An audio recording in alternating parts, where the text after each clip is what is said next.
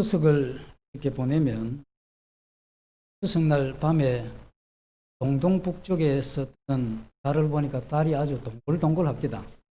이렇게 저렇게 동글동글한지, 동글동글하다는 게 사투리입니까? 둥글다 이러죠. 그러면서 이 추석이 지나고 나면 사람 얼굴도 동글동글해지죠. 둥글어지고. 그거 보면서 또 저희들 이런 마음도 풍요로워지면 둥글해지는 것 같아요. 그런데 우리가 이제 이런 좋은 추석을 내고 주일날에 만나서 물도 뵙고 주님의 이런 이제 감사의 이러한 예배도 그것이 복이다 하는 생각을 보게 됩니다. 오늘 이 복에 대해서 욥기 22장 21절입니다. 구약 783페이지입니다. 욥기 22장 1절. 너는 하나님과 화목하고 평안하라. 그리하면 복이 네게 임하리라. 하나님과 화목하고 평안하라. 그리하면 복이 네게 임하리라. 욥기는 욥이라는 인물에 대한 이 기록이죠. 그래서 욥의 이름의 이러한 이 뜻을 두 가지로 이렇게 추정을 하는데, 하나는 미움을 받은 자, 또 하나는 회개하는 자.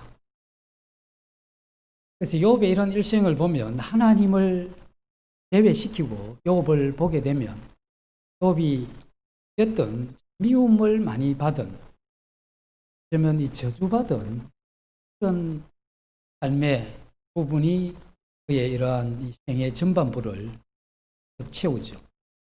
그리고 난 이후에 그가 하나님 앞에 회개하는 이런 부분을 보면 회개하는 자, 그런 이제 모습을 보게 되는, 그건 이제 하나님과 연관시켜서 이런 부분들을 다시 이렇게 살펴볼 필요가 있는 그런 내용이죠. 욥이 살던 시기는 이게 이걸 아브라함에서 야곱 사이지 않느냐 이렇게 많이 추측을 합니다. 이유는 제사장 없이 제사를 드리는 족장들처럼 욥이 제사를 드리는 장면이 나옵니다. 또 하나는 200세 이상까지 욥이 산 것을 볼 때 그것은 아마 아브라함과 야곱 사이에 어떤 그런 인물이 아니겠는가를 보고 있습니다.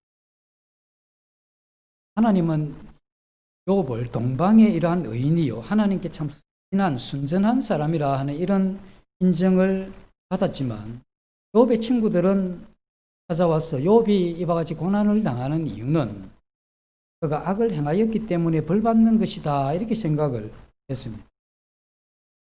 그러나 오히려 하나님은 욥이 고난받는 이 시련을 통해서 욥이 이전에는 자기 자신의 내면에 있던 그 악함을 미처 알지 못했지만 이와 같이 고난이라고 하는 이 시련을 통해서 자신이 어떠한 존재인가를 정확하게 깨닫고 하나님 앞에 자신을 부활시키는 놀라운 이 기회로 하나님이 삼으셨다 하는 이것이 욥기를 보게 될 때 우리가 생각하는 부분이죠.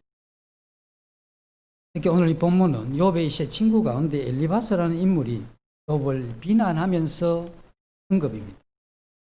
욥의 이러한 이 친구들의 이러한 이 발언을 볼 때 형벌받는 이러한 이유는 그 형벌로 본 거죠. 이유는 욥 너가 나타나지 않는, 사람들에게는 발견되지 않았지만 참으로 하나님 앞에 가, 그래서 네가 그것으로 인해서 형벌받는 것이다 이렇게 이야기를 한 것이죠. 그러나 이제 후에 하나님이 그것이 아니다라고 이렇게. 그런데 이제 이런 부분들을 보면서 그럼 욥의 세 친구가 했던 말이 성경이 될 수가 없다.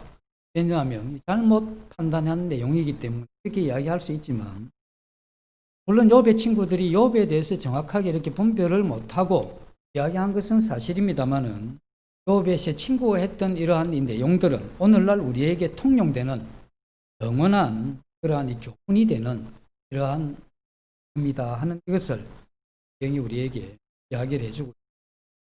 그래서 우리는 영원한 이러한 교훈이 될 만한 것 중에 하나가 바로 21절에 너는 하나님과 화목하고 평안하라. 그래야만 복인 이게 이 말이라 하는 이것은 성경에 나와 있는 그런 하나님의 말씀으로 받기에 충분하다 하는 것입니다. 복을 주시는 분은 하나님이신데 이 세상에 악인이든 선인이든 동서고금 어디서 어떻게 태어났든 상관없이 모든 사람들은 복을 추구합니다. 그리고 이 행복에 대한 의미는 조금 차이가 있죠. 경제적으로 많이 힘든 사람은 경제가 좀 나아지면 행복할 것 같아. 몸이 아픈 분들은 몸이 좀 회복되면 행복할 것 같아. 그리고 관계가 너무 힘든 사람들은 관계가 원만하게 지면 행복하겠다. 그런 것은 조금 차이는 있기는 하지만 모든 사람들은 이러한 행복을 추구해가고 있고 어쩌면 한 사람이 일생을 살아가는 데 있어 행복을 위해서 몸부림치는 것과 같은 인생이라고 해도 그이 아닐 만큼 그냥 그 행복이라고 하는 것이 지도하게 그것을 향해서 가는 이것이 모든 사람들입니다. 그런데 안타깝게도 그렇게 행복을 추구해서 가는 사람들이 많기는 한데 그 행복에 도달한 사람들은 매우 소수다 하는 것이죠. 그리고 오늘은 내가 참 행복하다 이렇게 느껴지긴 한데 내일 내가 이 행복을 잃어버리면 그것이 행복이 아니죠. 행복은 도적이도 영원해지는 이것이 이러한 행복이다 이렇게 볼 수가 있습니다. 그래서 우리는 성경에서 이야기하는 이러한 이 행복이 어떤 것인가 하는 이것을 정확하게 알고 그것을 추구하는 이것이 참된 행복으로 가는 그러한 길이지 않느냐 부분을 하고 생각해 볼. 성경은 먼저 행복을 원한다고 하면 해야 될 것이 뭐냐면 하나님과의 화목입니다. 화목한다 하는 이건 무슨 뜻이냐면 굉장히 친근하다 하는 이런. 그래서 이제 이런 이야기죠. 내가 너희에게 권하노니 말 하나님과 화목해라. 그리해야 복이 임할 것이다. 다르게 이야기하면 그 자신이 하나님과 화목하지 못하다면 이 인생에 그렇게 집요하게 추구했던 그 행복은 그것이 될 것이다 하는 그런 이야기가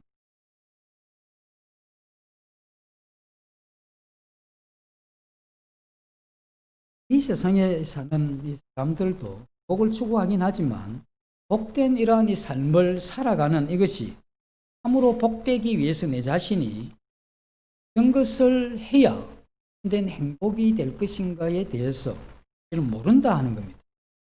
오히려 하나님을 알아가는 이것은 하나님이 나의 어떤 행복을 도막는 분이다 이렇게 생각을 하죠. 왜냐하면 하나님을 알게 되고 믿게 되면 많은 시간 예배를 드린다, 뭐 말씀을 읽는다, 어떤다, 저떤다 하면서 시간을 뺏기기도 하고 또 내가 이렇게 하고 싶은 것 못하게 하고 하나님으로부터 차라리 이탈되는 이것이 자유요.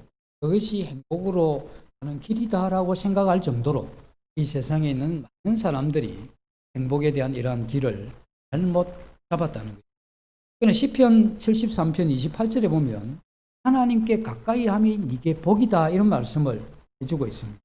그래서 하나님과의 온전한 이런 관계를 갖고 그와 화목하게 되는 이것이 인생에 있어서 복에 도달하는 그런 비결이죠.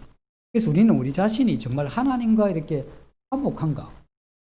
그럼 우리는 그렇게 하나님하고 직접 노골적으로 목소리 음성 높여가면서 싸우는 분이 어디 있겠습니까? 그 최소한 우리 믿음을 가졌다고 하면 하나님을 인정하기도 하고 예배 시간에 뭐 감동은 안 되지만 나와서 함께 아멘 하시기도 하고 그리고 뭔가 이 성경을 조금 읽으려고 하고 성경도 좀 보시려고 하며 기도도 좀 하려고 하는 그런 게 우리 신앙이기도 하지만 정말 내가 하나님과 화목하냐 하는 이런 부분은 그것보다 좀 다른 어떤 면들이 있지 않겠느냐 이렇게 생각을 해야 되는 거죠. 우리가 복의 근원인 하나님 또 우리의 이러한 복의 시작은 하나님으로부터 오게 되는데 우리가 하나님을 제외하고 하나님 밖에서 우리가 이 복을 찾아가는 이것은 우리 사람들이 많이 하고 있는 그래서 오늘날 내가 이 불행하다 하는 이것은 내가 가진 것이 없어서 어떤 어려움이 있어서 이게 우리가 불행한 것이 아니고 우리의 이러한 이 불행의 원인은 하나님과의 화목의 문제가 있다. 이렇게 우리가 결정을 지어야 되죠. 마음에서. 그래서 내가 불행하다. 너 왜 불행하냐? 이렇게 물으면 우리는 이것저것 많이 이렇게 나열할 수 있지만 성경에서는 하나를 이야기를 합니다. 너 하나님과의 화목하지 못하기 때문에 이 자신이 그런 행복을 또 그런 만족을 하나님 주시는 이 감격의 이런 삶을 살 수 있다 하는 이것이 하나님이 우리에게 하는 말씀. 우리 자신들이 어쩌면 무엇이 복인지 어떻게 해야 행복한 것인지에 대한 이 참된 이러한 이 분별, 이 판단이 있는 이것도 우리의 문제가 될 수 있고 또 하나님의 이러한 관계에서 멀리 떠나버리게 되면 그러면 이와 같은 것을 판단할 능력도 없습니다. 그래서 내가 행복을 원하긴 원하지만 내가 어떻게 해야 행복할 것인가에 대한 올바른 판단이 안 되는 겁니다. 그러니 물론 자기가 행복을 원하기 때문에 자기 원하는 어떤 소원은 있지만 그러나 그것이 실경은 9번 그런 길이고 행복에 이를 수 없는 그러한 길일 수 있다는 것입니다. 그래서 우리 자신들이 가지고 있는 정신의 이러한 변화들 이런 것들은 매우 중요하죠. 그 정신의 이러한 변화가 우리의 이러한 생각을 가지게 되고 생각이 어떻느냐에 따라서 말과 행동과 추구하는 그런 관점들이 달라지기 때문에 그래서 이 세계는 참 많은 변화를 일으켜온 세계죠. 어떤 분의 이야기를 들으니까 설탕이 발견되고 난 이후에 인간의 이 정신세계와 육체에 치명적인 이러한 변화를 일으켰다 하는 이야기를 들었습니다. 저는 뭐 육체의 변화를 일으켰다 이건 생각해 보니까 이거 좀 정신적인 이러한 면에도 가 있나 생각을 했었는데 어떤 중학교에서 학교를 선정을 해서 한 학교에는 일반 음식, 설탕을 넣은 이러한 조리된 음식을 급식을 했고 학교에서는 설탕을 거의 안 넣고 자연식에 가까운 이러한 음식을 만들어서 급식을 했습니다. 1년이 지난 이후에 통계를 냈는데 음식에 설탕이 많이 들어간 그 학교 학생들은 뭐가 부족하냐면 인내력이 부족하고 폭력이 많다고 합니다. 그래서 달달한 걸 좋아하게 되면 인내력이 없기 때문에 뭔가 이렇게 좀만 이렇게 충격이 와도 발끈하게 되죠. 그래서 우리 자매님들 뭐 갱년기다 이러는데 설탕 많이 잡순 거 아닌지 모르겠습니다. 우리 형제들은 또 화를 내고 나서 내 원래 한 성격 한다 이렇게 이야기하는데 또 설탕 또 달달한 거 많이 드셔서 혹시 그럴 수 있지 않는가 이런 생각도 해봅니다. 원래 설탕이라는 이게 무기질이 많기 때문에 몸에 좋은 그러한 식품이기도 한데 이게 정제되면서 하얀 설탕이 되면서 이게 몸에 치명적으로 이렇게 오게 된 그렇게 된 것이. 그리고 이제 뭐 레스토랑에서 그런 이야기가 있답니다. 음식이 잘 안 팔리거든 튀겨라. 그 다음 설탕을 많이 넣어라. 이걸 싫어하는 사람은 거의 없다. 그래서 이 설탕이 많이 들어가고 튀기면 그런 음식들을 받아서 많이 손님들이 온다 이런 이야기를 하죠. 어쨌든 설탕을 많이 먹게 되면 굉장히 사람이 폭력적이 되고 인내심이 점점 줄어드는 그런 게 되죠. 그래서 우리가 이 스트레스를 작은 걸 받게 되면 우리 몸에 이렇게 좀 원하는 게 단 음식입니다.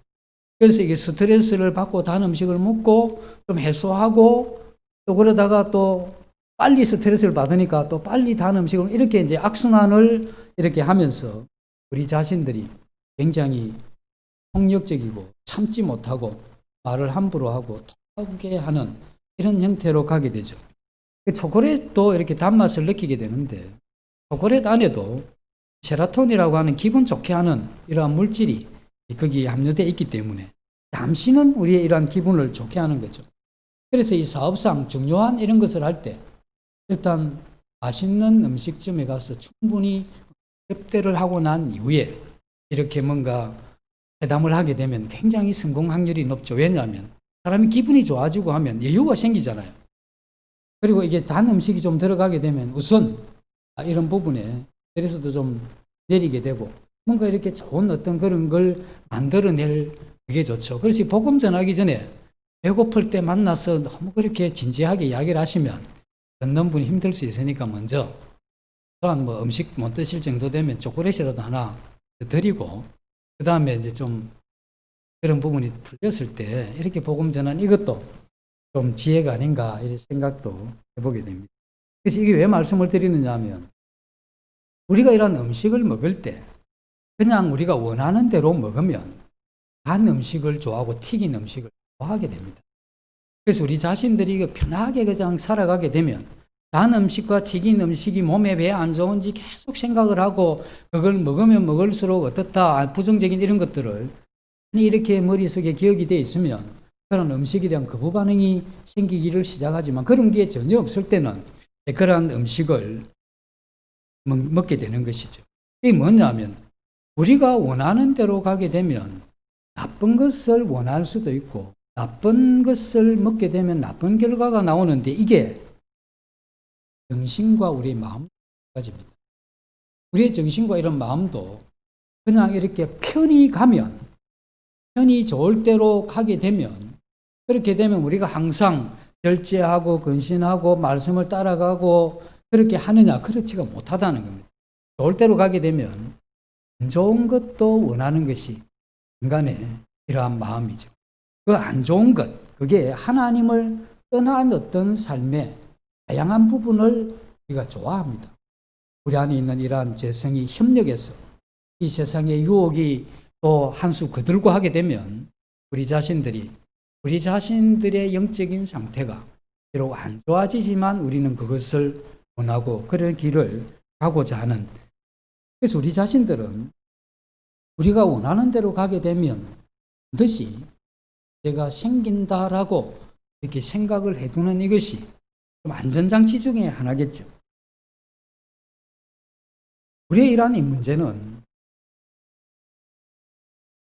모두 하나님과의 이러한 이 불화와 관계되어 있는 것입니다. 그래서 하나님과 이런 불화의 뿌리를 해서 들어가게 되면 이런 거죠.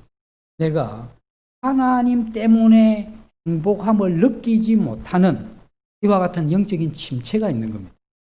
그래서 영적인 이 침체라고 하는 것은 우리 자신들이 마음이 좀 다운이 됐다 또는 여러 가지 뭐 어렵다 힘들다 하는 어떤 이 정신적인 어떤 압력이나 힘듦 이런 것도 영향을 미칠 수 있지만 가장 근본적인 문제는 하나님과의 관계로 인해서 우리가 만족해 하지 못하고 행복해 하지 못하는 이러한 마음의 상태죠.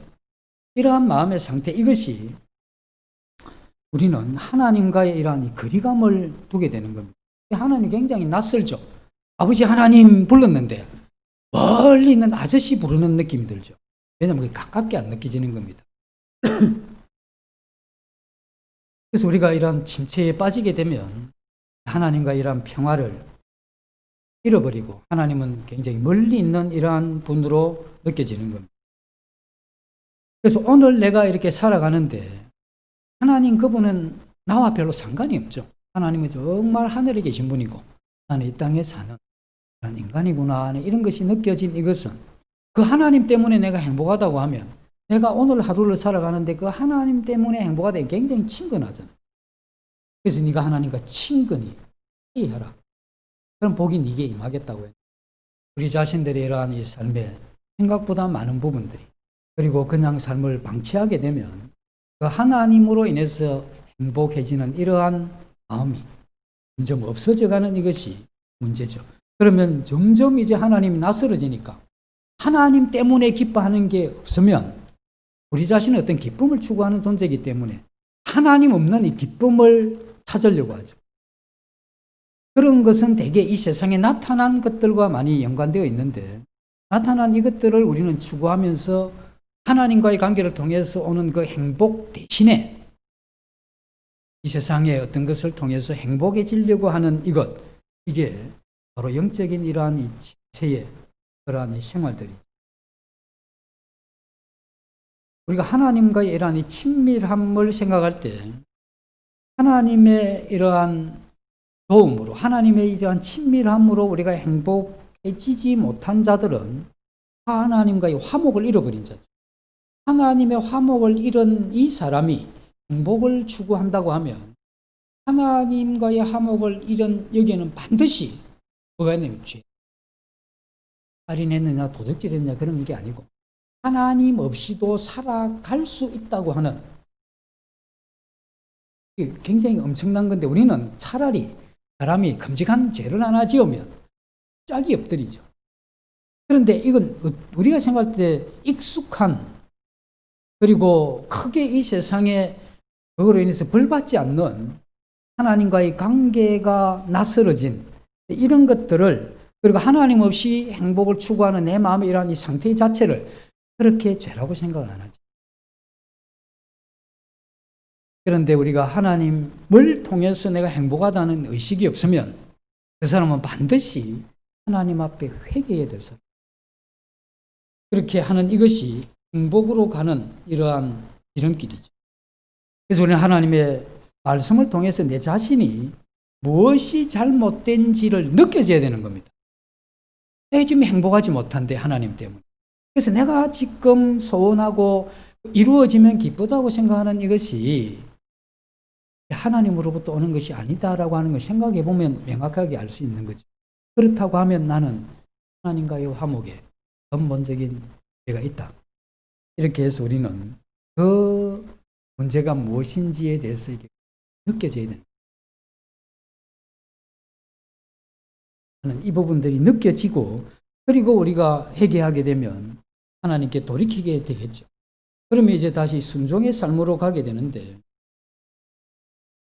우리는 이와 같은 이 회개와 아울러서 우리는 뭔가를 배워야 되는데 그게 뭐냐면 하나님이 정말 기뻐하시는 생활, 내가 어떻게 사는 것이 하나님이 기뻐하시는 생활인가 하는 이건 하나님의 말씀을 통해서 배우고 그것이 하나님도 기뻐하시지만 나도 그렇게 사는 게 기쁘다라고 내가 인정이 돼야 되는 겁니다.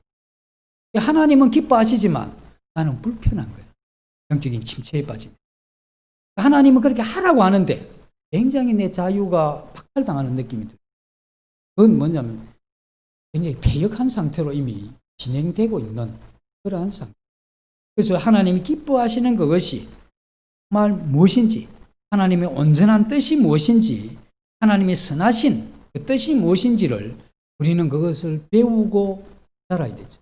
그래서 우리는 하나님의 말씀 앞에 그 말씀이 나를 비추도록 그리고 그 말씀이 나를 변화시킬 때까지 어쩌면 우리는 이 긴 시간 내 마음에 하나님을 인해서 행복이 없다고 하는 그 중요한 하나 때문에 우리는 때로 긴 시간을 하나님의 말씀 앞에 우리가 가만히 있을 필요가 있죠. 하나님 없이 하나님 외에 기쁜 것을 쫓아가는 그것이 근본적으로 잘못된 그 삶을 계속 내가 유지해 갈 수는 없다. 하나님의 말씀이 기쁘지도 않고 그 뜻도 달갑지도 않는 이 잘못된 상태 앞에 하나님 앞에 내 마음을 세우고 이것에 대해서 시간을 둬야 되는 거예요. 그래서 우리는 조용한 시간, 특별히 많이 말씀을 읽고 이렇게 묵상하고 이런 것도 필요하지만 어떤 한 말씀 앞에 우리 마음을 세울 수 있는 그리고 이것이 하나 잘못됐다 하는 이것이 말씀에 의해서 느껴질 때까지 그 자리를 안 나는 이것도 굉장히 좀 중요해요. 그래서 우리는 하나님의 말씀을 배우고 또 깨닫는 이것이 필요하죠. 그리고 이것을 위해서 하나님께서 우리에게 주신 은혜의 이러한 수단들이 있는데 그게 뭐냐면 참석입니다. 혹시 뭐 온라인 때문에 집에서 들으면 안 돼. 집에서 들어도 되겠지만 생각을 해보시면 뭐가 다른 게 여러 가지 보이겠죠. 그 다음에 우리 기도하는 것, 우리가 만찬 예배를 드리는 것, 이 모든 것을 통해서 하나님의 어떠함이 내 마음에 은혜로 젖어들게 하는 이와 같은 도구들이기 때문에 그것들을 통해서 하나님의 이러한 이 친밀함의 교제를 회복해야 될 이러한 의무가 있는 사람들이죠. 그래서 우리는 하나님 앞에 회개하고 또 하나님과 이러한 사귐이 있을 때 그때 우리는 하나님과의 이러한 관계가 비로소 회복될 시점에 하나님으로부터 복이 우리에게 온다는 겁니다.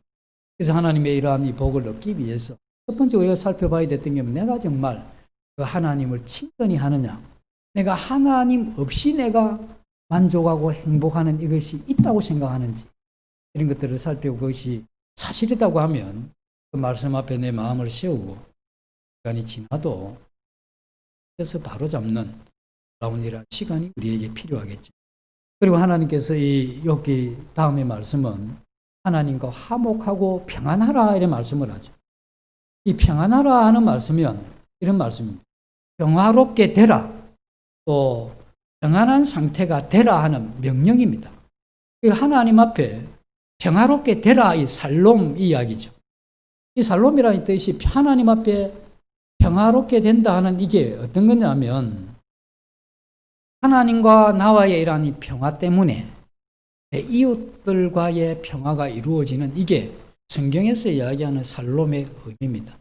평안하십니까? 이러면 가족들과 이웃들과 성도들하고 거의 한 50% 원수되어 있는데 내가 오늘 말씀 읽고 좀 감동이 됐어요. 평안하십니까? 살롬 됩니까? 이러면 한 살롬 합니다. 이러면 잘못된 이야기다, 이야기입니다. 하나님이 이야기하시는 평안하라, 이것은 하나님과의 이러한 평안과 이 하나님과의 평안을 힘입어서 모든 사람들과의 이러한 평안을 위해서 가는 겁니다. 물론 이 관계 가운데 풀리지 않는 것도 있을 수 있습니다. 그러나 내가 안 풀면 안 되는 거죠. 그래서 그러한 이 부분에 있어서 그것은 우리가 책임이 우리에게 있기 때문에 그와 같은 일을 해야 되는 겁니다. 그래서 내가 하나님과 이렇게 평안하게 되면 나의 가장 혜택, 내가 하나님과의 평안 때문에 일어나는 그 은혜의 혜택을 누가 많이 입느냐면 나와 가장 가까이 있는 사람, 배우자, 이웃, 즉 이렇게 되겠죠. 왜냐하면 하나님의 이러한 이 평안의 힘이 나를 통해서 드러나기 때문에. 그래서 내가 하나님 앞에 침체가 되면 누가 제일 많이 어렵겠습니까? 함께 있는 것. 내 이러한 이 영적인 부분이 침체되어 있을 때 이 영향은 나와 함께 있는 가족에, 우리는 생각할 때면 나 좀 어렵고 만다 이게 아니고 우리는 엮여져 있기 때문에 내 자신 한 사람의 이러한 문제는 나 한 사람의 문제가 아닙니다. 이스라엘 백성들이 출애굽하고 난 이후에 아간이 범죄했을 때 멈추잖아요.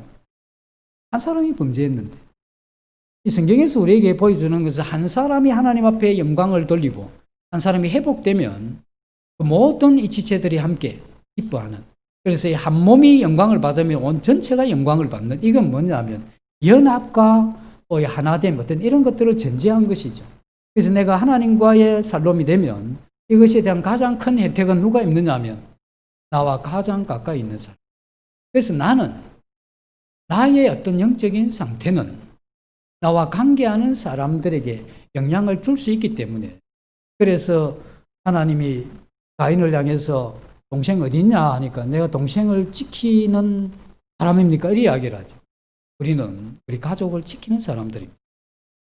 그래서 내 이러한 이 상태에 따라서 달라지는 거예요.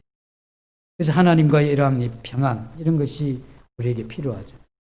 그래서 복의 근원은 하나님뿐입니다.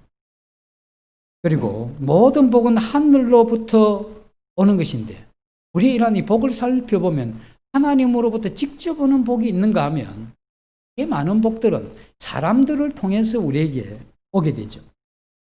어떤 영적인 이러한 부분은 말씀 앞에 섰을 때 그러한 이 감동과 감화와 하나님 앞에 특별한 어떤 은혜에 대한 이러한 부분들은 직접 우리의 심령에 하나님 성령에 대해 역사로 이루어지지만 그러나 일반적인 이러한 이 승리의 복은 여기 이제 우리가 다 아버지 어머니가 되기도 했고 또 할아버지 할머니가 되시기도 했고 또 앞으로 이제 아버지 어머니가 다 될 분들인데 옛날에 그 할아버지의 선행이 손주의 미끄럼이 된다 뭐 이런 이야기도 들어봤죠. 이건 뭐냐면 그 할아버지가 사는 동안에 그 자신이 하나님과 화목하면서 그 화목의 힘으로 많은 사람들에게 온 은혜를 많이 베풀었다 이 말입니다. 그러다 보니까 이제 베품을 받았던 그 사람이 어떤 시기에 그것에 대한 이 반응으로 다시 돌아왔는데 이 할아버지는 돌아가셨으니까 그 손주되는 사람에게 그 은혜를 다시 이렇게 비친다. 뭐 이런 뜻이겠죠. 그래서 우리는 우리 이런 마음 가운데 하나님과의 화목이 만약에 깨어진다고 하면 우리는 반드시 가족들 간의 관계가 금이 나기 시작할 것이고 이웃과의 관계도 금이 날 것이고 그리고 성도의 관계도 깨어질 확률이 굉장히 높습니다. 그래서 우리는 깨어진 그것이 누구 때문이다라고 이렇게 이야기하는 게 얼마나 어리석으냐면 그렇게 되는, 원래 원리가 그렇게 되는 게 아닙니다. 주님 원수를 사랑하라고 했는데 그 주님이 마지막 십자가에서 했던 말씀이나 스데반이 마지막에 했던 그런 말이나 또 자기를 해하는 사람을 향해서도 저들의 죄를 저들에게 돌리지 마시고 이렇게 하잖아요. 그러면 어떤 사람들의 어떤 환경 때문에 내가 하나님과의 관계가 어려워졌다 이건 있을 수 없는 변명입니다. 그래서 우리는 우리 자신들이 하나님과의 관계가 깨어졌기 때문에 그 어떤 불상사가 내게 더 큰 문제가 된 그런 부분은 될 수가 있죠. 뭐냐면 이미 내가 하나님과의 관계가 깨어지면 그 일 아니더라도 그 사람 아니더라도 이미 나는 관계를 깨려고 작정한 상태에 있기 때문에 넘어지려고 하는데 뺨 때린 사람이 문제가 되는 거죠. 주려고 하고 싶은데. 근데 그와 같이 우리가 하나님과 이라는 관계가 우선 깨어지게 되기 때문에 그 이후로 그리고 뭐냐 그러면 하나님과 이라는 살롬은 하나님과의 관계의 회복과 아울러 우리는 모든 사람과의 관계의 회복을 추구해야 됩니다. 이것이 살롬입니다. 그래서 우리는 모든 사람과 더불어 화목하라고 하는 이 말씀은 사전에 우리가 하나님과의 완전한 이러한 화목을 계속해서 추구하지 않으면 안 되는 겁니다. 그래서 만약에 하나님과 완전한 화목을 추구한다고 하면 우리 자신들은 총체적인 이러한 관계의 회복이 고쳐짐이 우리에게 필요하죠. 만약에 내가 가족과 이러한 화목하지 못하다면 어떤 형태로든 내 마음에 회복해야 돼요. 내 마음에 미워하는 사람, 정오하는 사람, 분노하는 사람이 있다면 어떻게 해든 그것을 하나님과 이러한 화목의 그 힘으로 그것을 극복하고 가야 되는 이걸 뭐라고 이야기하냐면 성경에서 강한 샬롬이라고 하는 이러한 단어에 이러한 그래서 우리는 우리의 이러한 이 속 사람이 날마다 계속해서 이 변화된 그 자리에 있어야 이 총체적인 회복이 가능하다 하는 이것을 우리에게 보여주고 있죠. 이 세상에 있는 사람들은 하나님 없이 하나님 밖에서 자기 소견에 옳은 대로 행하면서 행복을 추구합니다. 그러나 그 속에서는 복을 얻을 수가 없습니다. 우리가 그리스도인이 된 이후에 우리는 이전에 내가 행복을 추구하는 그 모든 방식을 포기한 사람입니다. 하나님 없이 하나님 밖에서 내가 만족과 행복을 추구하는 이게 내가 거듭나기 전에 사람의 특성이었다면 내가 어떤 계기로 어떠한 문제 때문에 내가 주님을 믿는 그 순간에 이제 이전에 내가 추구했던 그 행복의 모든 방식을 이제는 하나님의 원하시는 방법으로 그 하나님의 뜻을 따라서 복받기를 사모하고 내가 행복해지는 유일한 이러한 비결은 하나님 안에 있다고 고백한 이게 이 성도들이 하나님 믿는다고 고백할 때 내가 미처 깨닫지 못했다 할지라도 그 고백 안에 숨어 있는 고백이 이 고백입니다. 그래서 우리가 침례를 받기 전에 나의 믿음을 고백할 그때에 내가 더 이상 이 세상에 있는 것으로는 내가 이전에 추구했던 방식으로는 행복할 수도 없고 행복이 이룰 수도 없다. 이걸 명확하게 한 거죠. 그리고 이제 하나님의 뜻과 방법대로. 그래서 하나님은 그 뜻과 방법 가운데 가르치는 게 뭐냐면 너희는 하나님과 화목하라. 평안하라. 이 이야기를 해주는 것이죠. 그렇게 되면 이제 세 번째로 복이 네게 임하리라 이런 말씀이 있죠. 복이 네게 임한다 할 때 이제 이게 여성 명사로 이렇게 써 있는데 여성이 굉장히 섬세한 내용입니다. 복이라고 하는 단어가. 뭐 전체적으로 이렇게 뭐 대충 받아라 이게 아니고 복이라는 의미 가운데 좋은 것 그리고 네게 유익한 것 그리고 네 어떤 이 복락을 위한 것 이런 어떤 구체적인 것이 거기에 들어가 있죠. 그래서 네 하나님과 화목하고 네 이웃과 화목하게 되면 이와 같은 구체적인 좋은 것들이 네 마음에 이를 것이다, 이런 뜻이죠. 우리 사람들의 특징 가운데 안타까운 게 무엇이 정말 좋은 것인지를 잘 모른다는 겁니다. 진정한 이러한 행복이, 그리고 진정한 이러한 이 좋음이 뭔지 잘 모르기 때문에. 그래서 다르게 이야기하면 진정 좋은 것, 우리가 정말 이 행복을 위한 이것은 지식과 관계가 있는 거예요. 좋은데 내가 이렇게 좋게 된 이러한 어떤 과정이냐 이거죠. 이걸 알아야 내가 여기에서 이렇게 이 좋은 걸 잃어버렸을 때, 내가 지금 불행하다. 그러면 이 불행의 근원이 뭔지 이렇게 할 때, 어떻게 할 때 내가 복이 왔는지에 대한 이 지식이 정립이 되어 있어야 내가 불행할 때 그것을 하나하나 따라서 내 자신의 이러한 마음과 이러한 삶을 변화시키게 되면 잃었던 이러한 이 복이 다시 구체적으로 가장 좋은 것, 유익한 것이 내 마음에 들어오게 된다, 이런 뜻이기 때문에 하나님은 지식의 하나님이고, 그래서 우리가 이런 복을 추구할 때도 그것이 어떤 형태로 들어왔는지 성경이 명확하게 이야기해 주고 있기 때문에 우리 이러한 부분에 대해서 유념해야 되는 것입니다.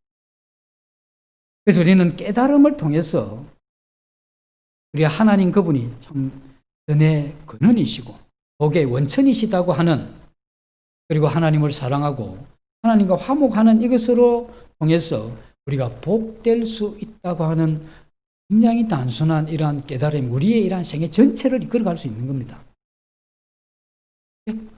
단순한 어떤 한 말씀이지만 생애를 이끌어가는 어떤 말씀들은 그렇게 복잡하게 많이 알아야 되는 게 아니고 한 말씀을 정확하게 알게 되면 그게 정말 마음에 와닿으면 내 인생을 그렇게 가는 가운데 또 수없이 많은 말씀들을 또 우리가 배우면서 가겠죠.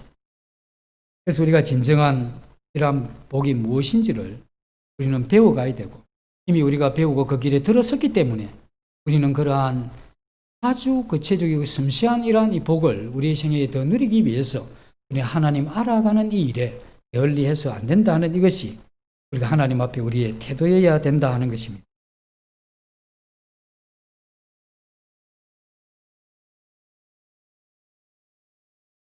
우리나라가 경제로 치면 10위 왔다 갔다 하죠. 행복지수는 60위가 넘습니다. 작년은 57인가 그렇고 올해는 62인가 해서 한 6, 7단계 더 떨어졌어요. 우리가 행복한 어떤 이것이 가장 가난한 나라를 보면 도저히 행복할 수 없는 나라죠. 전부 부족하잖아요. 문화 혜택이라고는 없고 평생 한번 타기 힘들고 맛있는 제대로 된 정말 깔끔한 음식을 먹기도 쉽지가 않고 새끼 잘 먹기도 힘들고 병이 많이 나도 병원에 가기도 쉽지 않는 그러한 혜택이 없는 그러한 나라도 때로는 굉장히 행복한 사람들이 있죠. 우리 TV 광고 많이 보잖아요. 광고 보면서 어떤 생각을 합니까? 만약에 우리가 이 광고를 작게 보면 욕망도 굉장히 적어집니다. 이 보는 눈이 있고 듣는 귀가 있기 때문에 이 보고 듣는 게 이게 뭘 이야기하느냐 하면 우리의 이런 욕망을 계속 끌어올려줍니다. 이게 너무 올라가면 이게 채우기는 힘들죠. 그래서 욕망이 상승한 만큼 우리는 불만족이 오게 되죠. 불만족이 클수록 행복하기 힘든 건데 그때 우리는 이 욕망을 내려놓는 이것이 필요한데 이게 우리 인간의 힘으로 안 됩니다.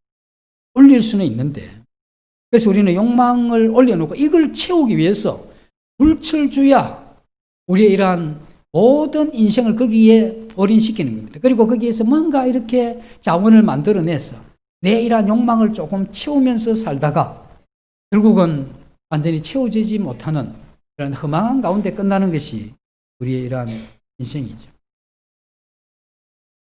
우리가 이 수많은 이러한 이 TV를 보면 광고를 보게 되는데 어떤 그것이 없으면 광고할 때 그걸 잘 들어보면 저것이 없으면 별로 행복하지 못할 것 같아 하는 느낌이 들어요. 그걸 가지면 행복할 것 같고 그걸 못 가지면 좀 불행할 것 같은 이러한 느낌이 들죠. 여자분들이 이제 화장품 선전할 때 여자가 나와가지고 그 고급스러운 화장품을 잘 바릅니다. 그러면 너무 아름다워, 그 여자가. 나도 바르면 그렇게 될 것 같은데 원판이 다른데 그게 그리 되겠습니까? 또 영양제 이렇게 선장을 하면서 건장한 남자가 나와 있는데 그 영양제 먹는다고 건장해집니까? 태생이 골골한데. 태생이 골골한데 그 아무리 먹어도 되는 게 허접한 헬스기구 하나 갖다 놓고 근육질에 이런 남성들이 나와서 헬스기구 선전하는데 그 헬스기구 사가지고 그렇게 된 사람 아무도 없습니다. 단지 저렇게 하게 되면 나도 저렇게 될 것 같아 하는 욕망은 굉장히 올라오죠. 기가 얇아서가 아니고 욕망이 자꾸 욕망이 빨리 올라오기 때문에 그런 거 빨리 선택을 하죠. 그래서 그것이 우리의 이러한 마음 가운데 도저히 만족할 수 없는 일이지만 이 욕망이 걷잡을 수 없이 올라오기 때문에 이것이 절제되지 않는 한 우리는 행복할 수가 없습니다. 내가 만약에 그것을 다 선전에 나오는 걸 내가 다 가지고 누리면 행복할 거냐. 내가 그걸 힘들게 이렇게 할부라도 다 사놓고 오늘 저녁에 누렸다가 내일 아침부터 그러니까 휘도록 일을 하면서 그걸 갚아야 될 거 아닙니까? 그렇게 쳇바퀴 돌면서 사는 그게 우리가 정말 추구하는 이러한 행복이냐? 성경은 아니다 이야기를 하죠. 살 빼는 이야기를 조금 제가 드리면 여기 통풍이 오고 나서 자주 그런 이야기를 들었습니다. 몸무게 줄이면 괜찮을 거다. 여러 번 도전을 했는데 돼요. 그러니까 이제 시간이 점점 지나면서 이제 노하우가 쌓이는 거죠. 그래서 지금은 돼요. 얼마든지 빼겠습니다. 그래서 어떻게 빼느냐? 별 어려운 것도 없습니다. 지금은 처음에는 이제 무엇을 먹을 건가? 어떻게 먹을 건가? 언제 먹을 건가? 이게 다 다른데 이 차이를 알고 이제 그렇게 실행하면 굉장히 피곤합니다. 근데 이제 어느 정도 그걸 조금 하고 난 다음에 편안한 방법이 뭐냐면 지금은 이제 뭐든 다 먹기로 결정을 했습니다. 기름이 잘잘 흐르는 삼겹살도 먹을 수 있겠고 그 다음에 짜장면 기름이 잘 흐르죠. 그거 뭐 얼굴이 비치면 막 얼굴이 보일 정도로 잘 흐르는데 원래 그 짜장면 한 1인분 만들려고 하면 기름을 반 공기 넣어야 제대로 맛이 납니다. 그 기름이 넘치는 거죠. 그런 거 먹고 그래도 그런 거 거절하지 않기로 결정을 했고, 뭐 안 좋다. 라면, 그것도 먹는데 별 문제 없다고 이렇게 결정을 하고, 모든 걸 다 먹겠다 결정을 했습니다. 이내 어느 정도 먹다가 그만 먹기로 결정을 하는 거예요. 이게 한계 효용의 법칙에 의해서 처음 먹을 때는 굉장히 맛있습니다. 두 번째, 두 젓갈 들어갈 때는 맛이 좀 떨어지죠. 나중에 배가 이렇게 부르면 별 맛도 없어요. 그냥 이제 막 먹는 거지. 그래서 어느 정도 맛이 있을 때까지만 딱 먹고 됐다. 충분하다. 나는 내일도 먹을 수 있어요. 먹는 것에 대해서는 자유다. 그 내일 또 먹는데 또 먹다가 또 그렇게 이야기를 하고 어느 정도 먹고 나서 맛이 처음 먹을 때보다 좀 떨어지면 하는 거죠. 그러면 이걸 이제 3분의 1을 먹다가 됐다고 끊든지 반을 먹고 끊든지 3분의 1만 먹고 됐다고 하든지 이것만 조절하면 되죠. 그것만 조절하게 되면 얼마든지 몸무게는 띄우려고 하면 좀 신경 써서 권장만 시켜주면 되는 거, 빼려고 하면 빨리 끊으면 되는 거죠. 이런 부분들은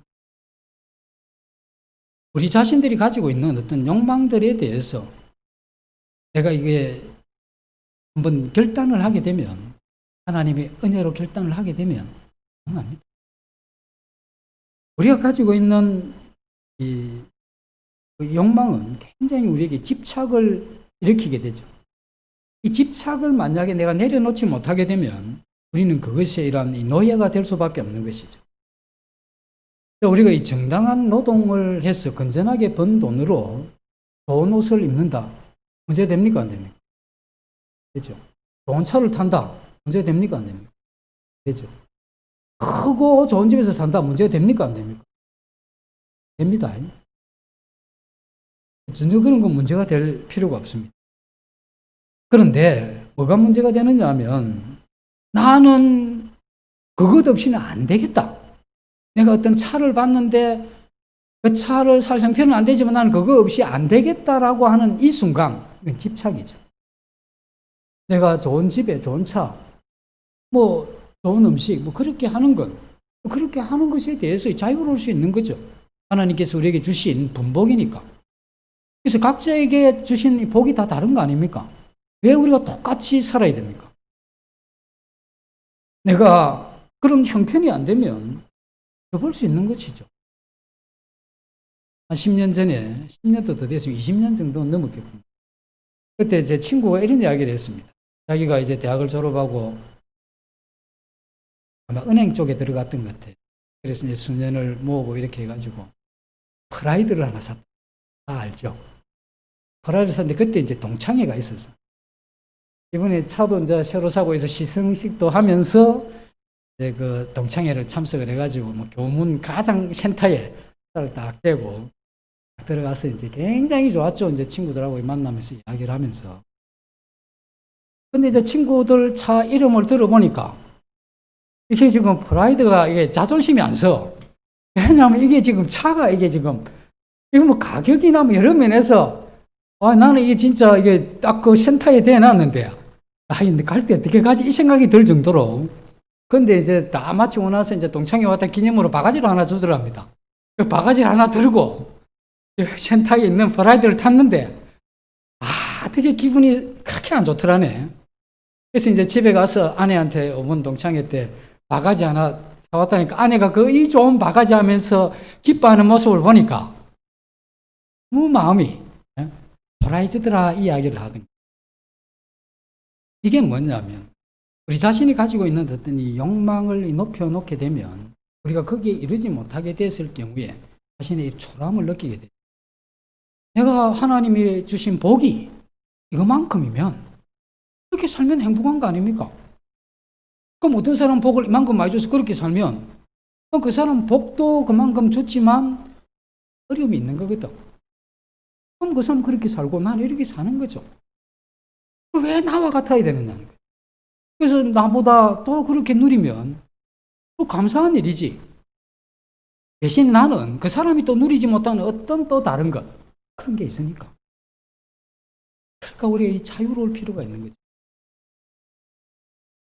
왜 우리가 이렇게 자유롭지 못하냐 하면 우리 자신이 가지고 있는 욕망이 이게 이미 절제나 말씀에 의해서 성화되지 않기 때문에 비교 형태로 진행되어 버린 거예요. 그러면서 우리가 불행해지는 겁니다.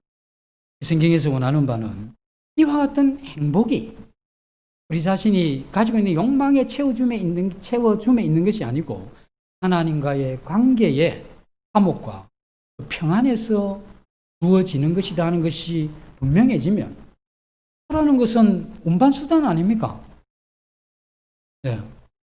좀 편하게 가느냐, 오늘 집은 뭡니까? 주거 아닙니까? 넓은데 잔다고 뭐 편하게 잡니까? 집은 넓은데 근심 많으면 넓은 데서 지나간다고 얼마나 또 힘들겠습니까? 그래서 그건 결국 우리의 이러한 행복을 거기에다 우리가 것이 우리의 이러한 행복은 그렇게 하나님이 원하시지 않는 이런 집착을 내려놓고 우리가 하나님으로 인한 이런 복을 추구하게 될 때 그걸 이기는 거죠. 뭐가 우리가 당당할 게 뭐가 있어요? 그 천지를 창조하신 분이 나의 하나님이시고 그리고 우리는 어려운 일을 당하면 이렇게 이야기하죠. 왜 내게만 이런 일이 하나님 정말 너무하신 거 아닙니까? 이렇게 우리가 이야기를 하는 이런 부분도 잘못된 부분이죠. 우리에게 주어진 이러한 환경이 있고 안 될 수도 있고 그러면 그것을 있는 대로 그냥 받아들여야 되죠. 그럼 어떻게 하자는 겁니까? 그러나 우리는 생각할 때 우리는 우리가 좋은 것이 이루어지면 행복하다고 생각을 하지만 하나님은 내가 좋은 것이 좋지 않는 것을 내게 허락하심으로써 하나님은 내 마음에 그 하나님에 대한 어떤 새로운 빛을 내게 비춰주신다면 우리는 내게 행복해 보이지 않는 그것도 행복으로 가는 데 있어서 굉장히 중요한 그러한 부분이 될 수 있다는 겁니다. 그래서 내게 왜 이러십니까? 하나님은 선하신 분입니다. 그래서 하나님은 선하시기 때문에 어떤 형태로든 우리를 악하게 대하시지 않는 분이시죠. 그럼 내게 이렇게 된 이 상황이 하나님의 선하심입니까? 하나님은 선. 그리고 나를 향해서 하나님은 그분은 나를 죽이시려고, 나를 어렵게 하시려고 그렇게 해서 어떤 것을 허락하는 분이 아니에요. 그래서 하나님이 자식이 생선을 달라는데 뱀을 줄 자가 누가 있겠느냐? 하물며 하나님이 내가 네 좋은 걸 주지 않겠느냐? 이렇게 말씀하셨던 그 선하신 하나님이 우리에게 한 것을, 그러나 지금 내게 그게 좋게 보이지 않는다 할지라도 그것은 어쩌면 내가 이것을 통해서 하나님과 이러한 화목이, 우리 화목이 다 다르잖아요. 우리 사람들과 관계의 친근함 정도가 다 안 다릅니까? 친근함이 다 똑같습니까? 일주일에 3번 만나는 사람하고 1년에 1번 만나는 사람하고 친근함이 같을 수가 없잖아요.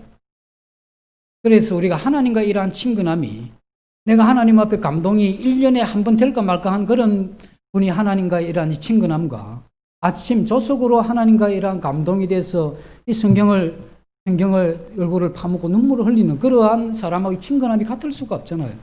그런데 하나님이 지금 내가 볼 때 좋지 않은 이것을 주신 것은 하나님께서 나로 더 가까이 친근하게 하기 위한 하나님의 나를 향한 이 특별한 배려가 내가 보이는 좋지 않다고 생각하는 그것 속에 숨어 있다고 하면 하나님이 선하신 분 아니겠습니까? 그래서 우리는 그러한 하나님을 생각할 때 그분은 선하신 분입니다. 그래서 우리는 우리 마음대로 이 인생이 펼쳐지지 않을 때 불행하다고 생각을 하면 왜 인생이 내가 원하는 대로 돼야 되느냐 이거죠. 내가 원하는 대로 되는 인생이 이 세상에 어디 있겠습니까? 그래서 내가 원하는 대로 되어지지 않는 이게 인생이죠. 마음대로 된 적이 있습니까? 이게 그렇게 편하게 되어진 적이 없잖아요. 그럼 안 되는 것을 되게 하라, 이게 신앙이냐? 그것이 아닙니다. 우리는 이전에 믿음을 가지기 전에 내가 소원하고 내가 기대했던 그걸 향해서 내가 추구하는데 그게 내 마음대로 되지 않을 때 우리는 실망도 하고 좌절도 하고 분노도 하고 그렇게 했죠.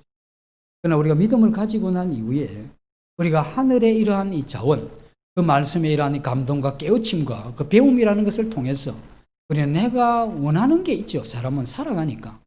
그러나 내가 원하는 것이 내게 되어지지 않는다 할지라도, 그러나 이것 때문에 내가 거절하거나 분노하지는 않는다는 것. 우리는 그것을 통해서 하나님께서 내게 보이시는 특별한 은혜를 찾을 수 있는 이것이 겁나는 성도들에게 주어진 특별한 특권이죠. 이게 신앙이 우리에게 주는 그러한, 그렇기 때문에 우리가 우리 인생이 이렇게 마음대로 되지 않을 때라도 내 마음을 흘렸어. 하나님 왜 이러십니까? 왜 나만 이렇게 힘듭니까? 나 정말 이렇게 힘들게 하면 나 좌절해 버리겠습니다. 이렇게 지고 이렇게 힘들고 어렵고 나 마음대로 이렇게 풀리지 않을 때 하나님께서 하나님이 사람들 앞에 우리를 낮춰야 되는 게 있는데 그때 내가 했구나.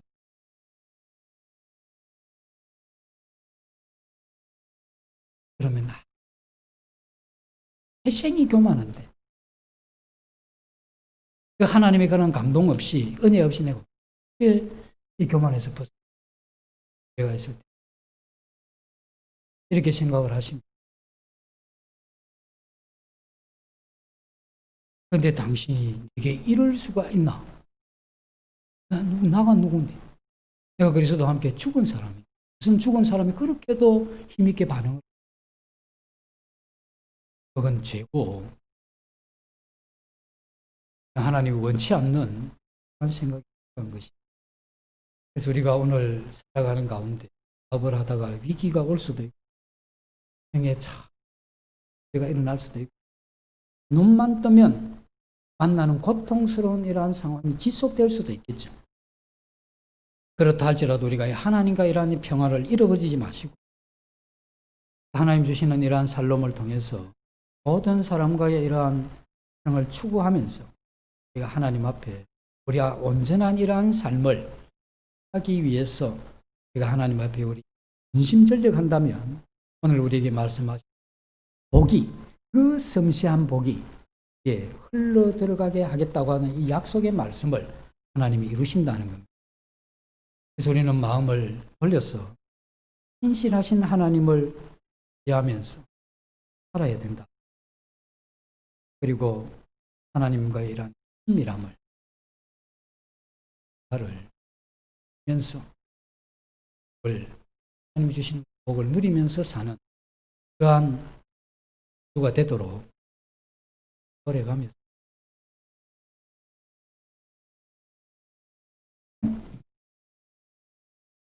주님, 저희들이 잃어버렸던 하나님과의 이러한 친근함이 그것이 우리의 이러한 만족과 행복에서 멀어지게 하는 원인이었던 것을 저희들이 다시 하나님 주시는 이 친근함을 통해 만족과 행복의 길을 가기 위해서 결단하고 하나님 앞에 서면 은혜를 베푸셔서 말씀으로 저희들이 막 위로해 주시고 감동해 주시고 헛된 제약된 삶을 벗어버리고 하나님 기뻐하시는 것을 나도 기뻐하는 이러한 삶을 추구하는 저희들을 도와주시고 주님 이름으로